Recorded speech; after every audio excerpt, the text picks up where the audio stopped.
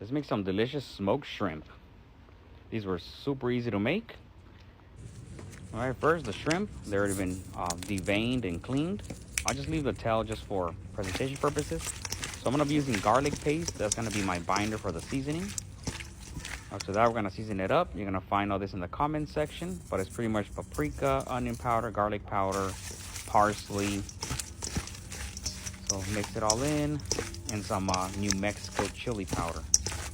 If you don't have that, you can always just use regular chili powder. So once you combine everything, everything is really nicely all mixed together. Now we're gonna grab a carbon steel pan, and we're gonna start laying the shrimp right in there, and we're gonna lay it down in one single rows like that. So put them all together, just like so. You can put them. I used to do them like in a kind of like a spinal thing, all the way around. A spiral, I mean.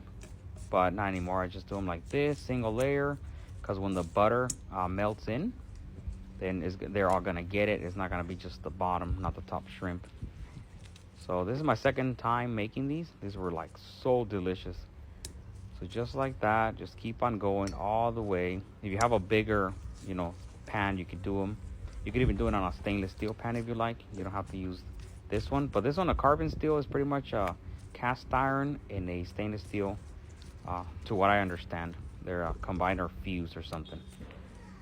So just like so.